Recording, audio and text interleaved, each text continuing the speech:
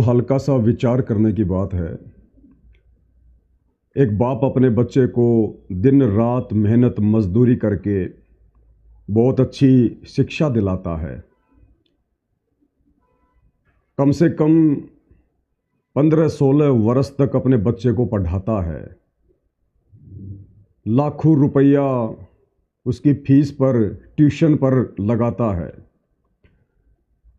और वैसे तो कोई गारंटी नहीं है कि वो बच्चा नौकरी लगी जाएगा, लेकिन मान लेते हैं कि बाप ने बच्चे को 18-20 वर्ष तक पढ़ाया लिखाया, लाखों रुपया लगाया, और मान लीजिए वो बच्चा पढ़ लिख कर डॉक्टर बन गया, इंजीनियर बन गया, जज बन गया,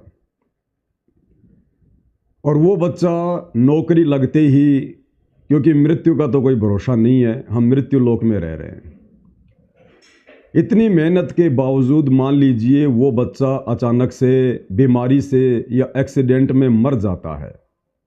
अब विचार करो भाई और बहनों, उस पढ़ाई लिखाई ने, उस शिक्षा ने उस बच्चे को क्या फ़ायदा पहुंचाया, उस परिवार को क्या फ़ायदा पहुंचाया। वो शिक्षा उस बच्चे को मौत के मुंह से बचा नहीं पाई। लेकिन भाई और बहनों, जब आप सच्चे सतगुरु से जुड़ेंगे, सच्ची शास्त्र अनुकूल साधना करेंगे, तो भाई और बहनों,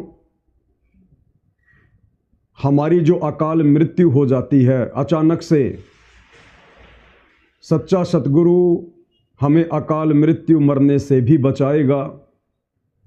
और यदि बच्चों के भाग्य में नौकरी नहीं होगी, और यदि सच्चा सतगुरु चाहेगा तो बच्चे को नौकरी भी देगा, क्योंकि नई किस्मत लिखना ये सच्चे सतगुरु के हाथ में होती है।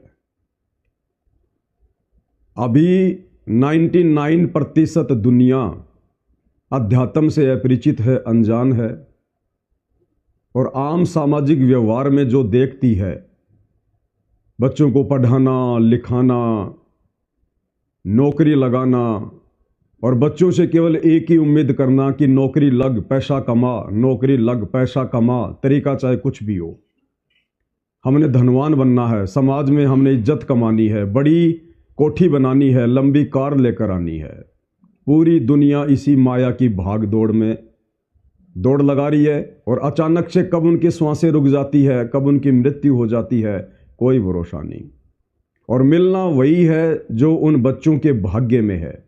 माता पिता बच्चों का भाग्य लिखने में समर्थ नहीं होते, भाग्य लिखने में समर्थ